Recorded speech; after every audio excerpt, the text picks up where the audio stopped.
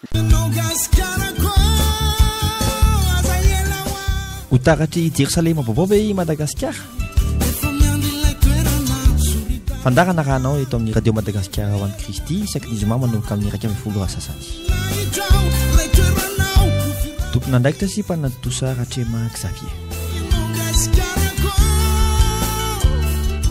fifaliana trany ry havana no iarabanantsika rehetra mpanaraka ny fandaharana mivavaka isika dia rainy ianao tompo Andriamanitra io rainay amin'ny anaran'i Jesosy Kristy velona Nazareta ianao misaotra betsaka raha ohatra ka omenao indray sehatra afahana manao izao fandaharana izao ary hatreo feno ary izao fotoana izao mba ny voninahitra irery ihany no isandratra ary amin'ny anaranao Jesosy Kristy velona Nazareta no zavavaka izany amen. Araka ny efa nolazaina tamintsika tamin'ny heriny dia mitohy hatrany ny fanehoana ny zavatra mitranga ao anatin'ny tontolo finoana izay afaka ho tanteraka tsara eto amin'ny firenentsika. Hijery tenin'Andriamanitra aloha isika hoe hatraiza aloha ny zavatra mitranga tao amin'ny baiboly ary hatraiza no fahafahany zany mbola afaka ho hita aty amin'ny hoe 2 arivo taona taty aoriana. Ny vakintsika amin'izany dia ny filazantsara ny Jaune 4:4-9 amin'ny anaran'ny Jesosy hoe ary Jesosy taminy andeha ary antsoy vadinao ka makanesa aty. Raha vehivavy namaly ka nanao taminy hoe tsy manambady aho. Hoy Jesosy taminy marina ihany izay nolazainao hoe tsy manambady aho. Fa efa manambady 5 ianao sady tsy vadinao ilay toeranao ankehitriny. Marina izany voalazanao izany. Hoy raha vehivavy taminy tompoko hitako fa mpaminany ianao. Amen. Ity ten'Andriamanitra ity havana dia manambara mazava fa i Jesosy Kristy dia mahafantatra ny zava-miafina izay iainan'ilay ravehivavy Samaritana.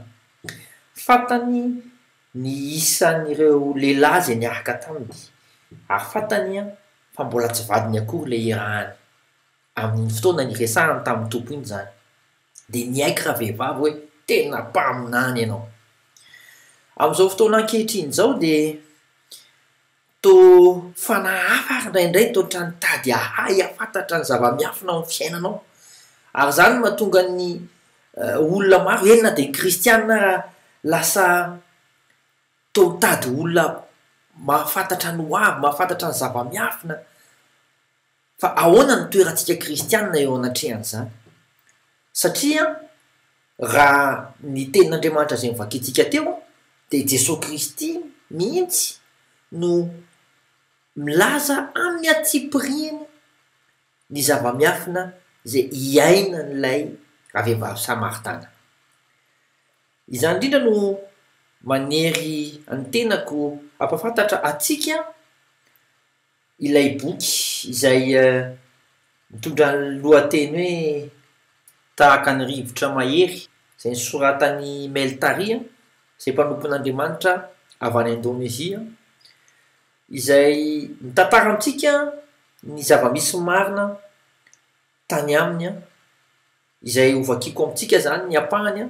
Fa maninona ilay izy novakina ilay izy satria ilay toerana nisehon'ny fifohazam-panahy tany Indonezia dia nosy ary ny firenentsika koa dia nosy. Zany hoe azo atao tsara ny manana etaeta mba anehoan'ny fanahy masina zavatra toy izany koa. Toy izao raha ny vakin'ilay voasoratra ao amin'ilay boky. Ny lohateny dia hoe miasa amin'ny fomba manokana ahakaraky ny olona Andriamanitra. Nandritry ny firotsahan'ny fanahy masina tao am-piangonanay dia nikasika ny fahotany tsirairay avokoa Andriamanitra tamin'ny fomba isan-karazany. Nasehony koa ny fahotany maro tamin'ny alalan'ny teny fahalalana. Indray hariva tao am-piangonana dia nisy ramatoa efa mpiangona ihany koa nanatona lehilahy iray. Hoy izy, ry lehilahy, dijangajanga ianao ka tiany tompo mba hibebaka amin'izany. Nafeninao mafy zany atr'izay. Nanatrika teo koa ny vadin'ilay rangahy ary tezitra mafy. Fantatro ny zavatra nafeninao azy zao hoy izy. Tsy nanao an'izany mihitsy hoy ilay rangahy. Inona no tianao ambara amin'ilay hoe tsy nanao an'izany ianao? Hoy ilay ramatoa manana ny teny fahalalana. Ambarako aminao amin'ny antsipiriany ary zany. Nomeno ny daty sy ny toerana ary ny anaran'ilay vehivavy niarahana. Dia hoy ilay ramatoa, mbola tsy haiko ihany ve ianao? No ny farany dia nirotsaka taminy ny fanahy masina ary niaiky ny fahotana izy. Mbola nitoy ihany ny fahatezeran'ilay ramatoa vadiny, ka dia naniraka olon'Andriamanitra nampahery sy nananatra azy noho ny fahotany. Dia nanomboka niaiky ny fahotany koa izy. Tamin'io arivo io dia samy nifona tamin'ny fahotana nataony tany amin'ny afina avokoa ny mpiangona rehetra. Dia nanadio ny fiainan'ny olona rehetra Andriamanitra, nanala izay fahotana miafina rehetra mba hahatonga ny olona ho vonona hanao ny asany. Tao koa ny olona mbola nitahiry ody ratsy tany an-tranony tany ary tsy mbola niaiky an'izany. Naniraka olon'Andriamanitra ny teny manokana ireny olona ireny ary nabaribariny hatramin'izay toerana nanafenan'izy ireo an'izany. Tsy afa-nandalo tsony ireo avy eo ary dia tsy maintsy namoaka ireo ody ratsy sy nibebaka ny amin'izany. Nasehon'ny tompo anay tamin'ny alalan'izany ny marina momba ny herin'ny devoly eo amin'ny fiainan'ny olona. Maro ny olona tsy nahatsapa ny fatotry ny Satana eo aminy.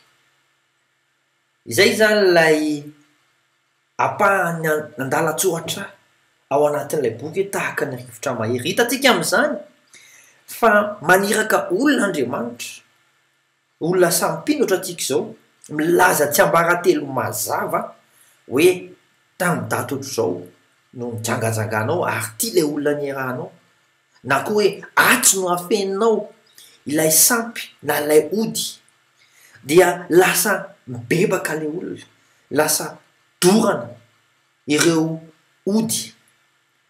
Dia manentana antsika kristianina, ny tenin'Andriamanitra moa dia milaza mazava. Ao amin'ny Luka 2:10 vaky toy izao amin'ny anaran'i Jesosy. Ary io izao aminareo, mangatady omena ianareo, mitadiava dia hita ianareo, dondono dia voana ianareo, fa izay rehetra mangataka no mahazo ary izay mitady no ahita. Ary izay mandondona no vahana. Dika zany fa zotsika mihitsy amin'izao vanim-potoana izao no mangataka ny tolotsain'Andriamanitra mba ho fitaovana ianao izay mihaino an'ity fandarana ity, ilaza ny zava-miafina ataon'ny hafa, atonga azy ireo hibebaka, hiala amin'ny fatotry Satana, hiala amin'ny fitaky Satana. Vitanao olon'i Kristy zany ary ho lasa firenena vaovao ny firenentsika satria ho diovin'Andriamanitra amin'ny fomba mahagaga. Dia ho lasa ho taratry ilay Jerosalema vaovao tokoa satria anjakan'ny fahamarinan'i Kristy, anjakan'ilay rivotra vaovao dia ilay rivotry ny fanahy masina. Andehantsika hitondram-bavaka an'izany ary raha omeny tompo anao ny fanomezam-pahasoavana dia ampiasao satria ahasoanao sy ahasoan'ny hafa izany. Vavaka isika. Ny derany laza ny voninahitra dia atolotra anao reka ny tompo Andriamanitra ay. Misaotra anao na me tolotsaina na me fijoroana mba hahatonga anay hisokatra amin'ny alalan'ny fiasan'ny fanahinao masina ka ho fitaovanao ilaza zava-miafina, hahatonga ny hafa hibebaka, hahatonga anay koa raha misy tsy mety mbola tokony ho diovina dia aoka hisy mpanomponao ilaza n'izany mazava satria izay teradio anatrehanao ary tianay ho foazina ny firenenay, foaziny firenenay tompo, ampiasao mpanompon'Andriamanitra rehetra mba hanafaingana an'izany planina tsara mendrika ny firenenay izany. Dia amin'ny anaranao Jesosy Kristy velona fa ny Nazareta nanaova zavavaka izany. Amen. Mandram-piaona tompoko manome fotoananao indray amin'ny herin'ny anio toy izao. Ho taratry Jerosalema vaovao ve i Madagasikara? Fandarana rahanao eto amin'ny radio Madagasikara ho an'i Kristy isaky ny zoma manomboka amin'ny 1 sasany. Tompona andraikitra sy mpanatosa Ratrema Xavier.